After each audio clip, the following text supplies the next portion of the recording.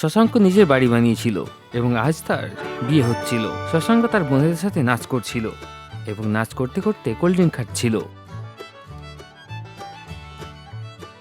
তখন সে নিচে পড়ে যায়। এটা দেখে সবাই ঘাবড়ে যায় এবং দৌড়ে তার কাছে যায়, কিন্তু শশাঙ্ক অজ্ঞান হয়ে গেছিল। শশাঙ্কের বোন তখন তার স্কুটিটা বাইরে বার করে এবং একটা লোক শশাঙ্ককে ধরে নেয় এবং তারা হসপিটালের উদ্দেশ্যে রওনা হয়। শশাঙ্কের বাড়ি থেকে 5 কিলোমিটারের মধ্যে 3টে হসপিটাল আছে। প্রথম হসপিটাল 2 কিলোমিটার দূরে ছিল, কিন্তু সেই রাস্তাটা ভালো ছিল না, তাই সেখানে পৌঁছাতে 10 মিনিট লেগে যায়। দ্বিতীয় হসপিটাল 4 কিলোমিটার দূরে আছে, সেখানে পৌঁছাতে 12 মিনিট লাগে। তৃতীয় হসপিটাল 5 কিলোমিটার দূরে আছে, যেটা হাইওয়ে সাইডে, এবং বিনা ট্রাফিকে সেখানে পৌঁছাতে 10 মিনিট লাগে। তো ভাবো তোমরা এবং আমাকে বলো 3টের মধ্যে কোন রাস্তাটা নেওয়া উচিত।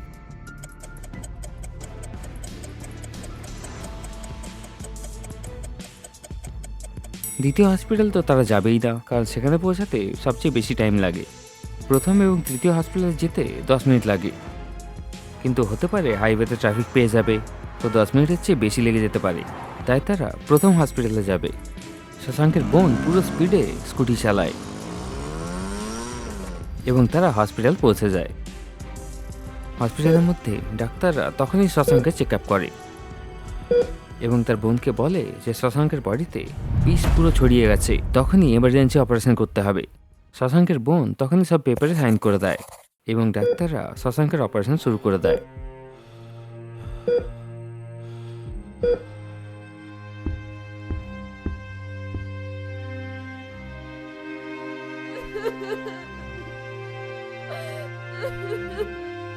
কিন্তু অপারেশন সাকসেসফুল হয় না এবং শশাঙ্কের মৃত্যু ঘটে।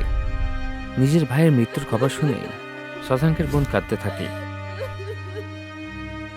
বিয়ের দিন আমার ভাইকে কেউ বিষ দিয়ে দিয়েছে, আমি তাকে ছাড়বো না। শশাঙ্কের বোন তখনই ডিটেকটিভ মেহুলকে ডেকে নেয় কেসটা তদন্ত করার জন্য।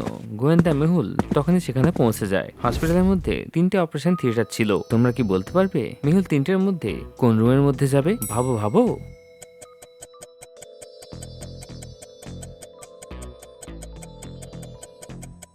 প্রথম এবং দ্বিতীয় রুমের বাইরে লাল আলো জ্বলছে, অর্থাৎ ভেতরে অপারেশন চালু আছে, কিন্তু তৃতীয় রুমের বাইরের আলোটা জ্বলছে না, অর্থাৎ শশাঙ্কের বডি সেই রুমেই থাকবে। মেহুল তৃতীয় রুমের ভেতরে যায়, সেখানে ডাক্তার দাঁড়িয়েছিল এবং শশাঙ্কের বোন কাঁদছিল। আমি ডিটেকটিভ মেহুল, চিন্তা করো না, তোমার ভাইয়ের খুনি নিশ্চয়ই ধরা পড়বে। এরপর মেহুল শশাঙ্কের ডেড বডি নিয়ে ডক্টর সঞ্জনা ল্যাবের উদ্দেশ্যে রওনা হয়। হসপিটাল থেকে ল্যাব পর্যন্ত পৌঁছানোর 3টে রাস্তা ছিল। প্রথম রাস্তা জঙ্গল দিয়ে যায়, কিন্তু জঙ্গলের রাস্তায় কিছু জঙ্গলের কুকুর এবং বাঘ বসে আছে। দ্বিতীয় রাস্তা হাইওয়ে রাস্তা দিয়ে যায়, কিন্তু এটা বেশ লম্বা রাস্তা। তৃতীয় রাস্তা শর্টকাট রাস্তা, কিন্তু এই রাস্তাতে অনেক পাথর এবং কাঁটা পড়ে আছে, গাড়িটা পাঞ্চার হতে পারে। তো তোমরা কি বলতে পারবে কোন রাস্তাটা নেবে মেহুল? ভাবো ভাবো।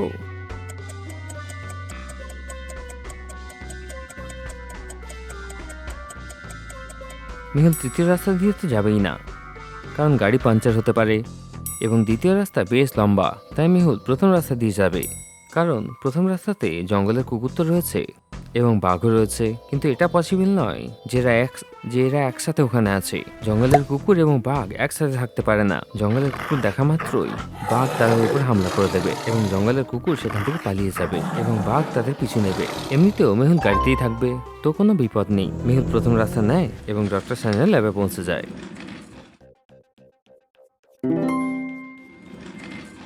মেহুল শশাঙ্কের ডেড বডি নিয়ে ল্যাবের দরজা পর্যন্ত পৌঁছে যায়। সবসময়ের মতো এবারেও ল্যাবের দরজা লজিক্যাল পাসওয়ার্ড দিয়ে বন্ধ আছে। কাবাডি, ক্রিকেট, ফুটবল না টেনিস, কোনটা অড ওয়ান আউট? ভালো করে ভাবো।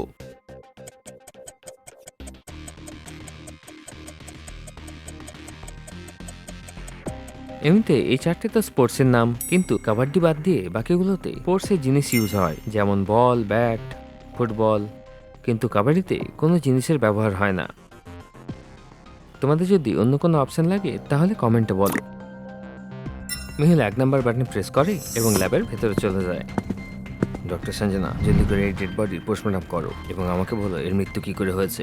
হ্যাঁ মেহুল, কিন্তু কিছু টাইম লাগতে পারে, কারণ একটা মেশিনে কিছু টেকনিক্যাল প্রবলেম চলে এসছে, আর সেটাকে ঠিক করতে কিছু টাইম লাগবে। ঠিক আছে ডাক্তার, ততক্ষণে আমি শশাঙ্কের বাড়ি গিয়ে জিজ্ঞাসাবাদ করি। মেহুল তার গাড়ি নিয়ে শশাঙ্কের বাড়ির উদ্দেশ্যে রওনা হয়। মেহুল শশাঙ্কের বোনকে কল করে। তখন শশাঙ্কের বোন মেহুলকে শিবাজীনগরে আসতে বলে। মেহুল শিবাজীনগর পৌঁছে যায়। তো সেখানে 3টে বাড়িতে বিয়ে বাড়ি চলছিল। শশাঙ্কের বোন বলেছিল যে তার ভাইয়ের বিয়ে হচ্ছিল এবং তার বাড়িটা সাজানো আছে, কিন্তু এখানে তো 3টে বাড়ি সাজানো আছে। এবার শশাঙ্কের বাড়ি কোনটা হবে? তোমরা কি বলতে পারবে যে শশাঙ্কের বাড়ি কোনটা হতে পারে?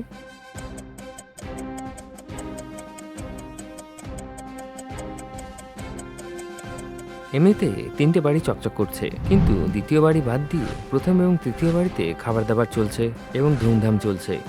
কিন্তু দ্বিতীয় বাড়িতে শান্ত পরিবেশ, অর্থাৎ এই বাড়িটা শশাঙ্কের হবে, কারণ শশাঙ্ক মারা গেছে, তাই সেখানে এত শান্ত। মেহুল শশাঙ্কের বাড়ি পৌঁছে যায়। মেহুল সেখানে সব লোককে জিজ্ঞাসাবাদ করে।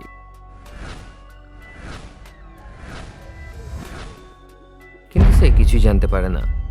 শশাঙ্কের বোন বলে, দাদা খুবই ভালো ছিল এবং তার সাথে কারোই কোনো ঝগড়া ছিল না। শশাঙ্ককে বিষ দিয়ে মারা হয়েছে। সে শেষবার কি খেয়েছিল? স্যার, দাদা শেষবার কোল্ড ড্রিঙ্ক খেয়েছিল। ডান্স করার সময় সে কোল্ড ড্রিঙ্ক খাচ্ছিল এবং তখনই হঠাৎ নিচে পড়ে যায়। মেহুল কোল্ড ড্রিঙ্কের স্যাম্পল নিয়ে ডক্টর সেনার ল্যাবে পাঠিয়ে দেয়। কিছুক্ষণ পরে মেহুলের কাছে ডক্টর সেনার কল আসে এবং সে মেহুলকে বলে, শশাঙ্ককে কোল্ড ড্রিঙ্কের সাথে বিষ দেওয়া হয়নি, বরং তাকে একটা স্লো পয়জন দেওয়া হয়েছিল, যেটা মরার 3 ঘন্টা আগে দেওয়া হয়েছিল। Interesting, very very interesting. অর্থাৎ বিষটা 2-3 ঘন্টা আগে দেওয়া হয়েছে। মেহুল শশাঙ্কের বোনকে জিজ্ঞাসাবাদ করে। তো তার বোন বলে, স্যার, দাদা 2-3 ঘন্টা আগে আমাদের হবু বৌদি রীতার সাথে দেখা করতে গেছিল, তারপর ফিরে চলে আসে। মনে হচ্ছে যে মেয়েটার সাথে শশাঙ্ক বিয়ে করতে চলেছিল সেই মেয়েটা শশাঙ্ককে বিষ দিয়ে মেরেছে। আমাকে তার কাছে গিয়ে জিজ্ঞাসাবাদ করতে হবে। মেহুল তার গাড়ি করে রীতার বাড়ি পৌঁছে যায়। সেখানেও বাড়ি সাজানো ছিল এবং বাড়ির বাইরে ধুমধাম চলছিল এবং অনেকেই ডান্স করছিল। মনে হচ্ছে তোমরা জানো না যে শশাঙ্ক মারা গেছে, এরা এখনো বিয়ে বাড়ির মজা নিচ্ছে। মেহুল রীতাকে জিজ্ঞাসাবাদ করে।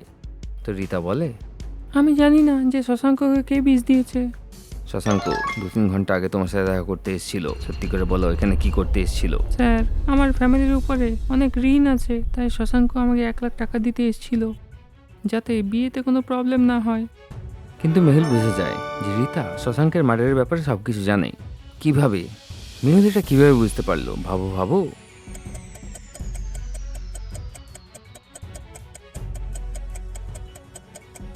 মেহুল যখনই রীতাকে শশাঙ্কের মার্ডারের ব্যাপারে বলে, তো রীতা মেহুলকে বলে যে সে কিছুই জানে না যে শশাঙ্ককে বিষ কে দিয়েছে। এবার রীতা এবং তার ফ্যামিলিকে শশাঙ্কের মার্ডারের ব্যাপারে কিছুই জানে না। তো রীতা এটি কিভাবে জানলো যে শশাঙ্কের মৃত্যু বিষের ফলে হয়েছে? সেখান থেকে মেহুল বুঝে যায় যে রীতা শশাঙ্কের মার্ডারের ব্যাপারে সবকিছু জানে। মেহুল তাকে ধরে ফেলে। রীতা কাঁদতে শুরু করে দেয় এবং মেহুলকে সব সত্যি ঘটনা খুলে বলে। স্যার, যখনই শশাঙ্ক আমাকে টাকা দিয়ে চলে যায়, তার 3 ঘন্টা পরে মগনের ফোন এসেছিল। মগন আমাকে বলেছিল যে সে রাস্তায় শশাঙ্ককে লস্যির সাথে বিষ মিশিয়ে দিয়েছে। এই মগনটাকে? মগন হলো আমার আর শশাঙ্কের খুব ভালো বন্ধু এবং মগন আমার সাথে বিয়ে করতে চাইতো, কিন্তু আমি শশাঙ্ককে বিয়ে করতে চেয়েছিলাম, তাই সে শশাঙ্ককে মেরে দিয়েছে। তুমি যখন শশাঙ্কের ব্যাপারে জানতে পেরেছিলে, তাহলে তুমি শশাঙ্কের বাড়ির লোককে কেন বলনি? স্যার, যখনই আমি জানতে পারি তখনই আমি শশাঙ্কের বোনকে কল করেছিলাম, কিন্তু ততক্ষণে শশাঙ্ক মারা গেছিল, তাই আমি কাউকে কিছু বলিনি। আমি খুব ভয় পেয়ে গেছিলাম। মেহুল তখনই শশাঙ্কের বোনকে কল করে বলে। তো শশাঙ্কের বোন বলে যে যখন তার দাদার মৃত্যু ঘটে ঠিক তার 10 মিনিট পরে রীতার কলেজ ছিল। অর্থাৎ রীতা সত্যি কথা বলছে, আমাকে মগনকে ধরতে হবে। মেহুল মগনকে ধরার জন্য তার বাড়ি পৌঁছে যায়, কিন্তু মগন আগের থেকে জানতো যে রীতা পুলিশকে সত্যি কথা বলে দেবে। তো মগন বাড়ি ছেড়ে পালিয়ে গেছিল। কিন্তু মেহুলও গোয়েন্দার গোয়েন্দা, সে তার খবরি দিয়ে জানতে পারে যে মগন এই সময় শহরের বাইরে একটা ভাঙা বাড়িতে লুকিয়ে আছে। মেহুল সেখানে পৌঁছে যায়, কিন্তু সেখানে 3টে ভাঙা বাড়ি ছিল। তোমরা কি বলতে পারবে 3টের মধ্যে কোন ভাঙা বাড়িতে মগন থাকতে পারে? ভালো করে ভাববে।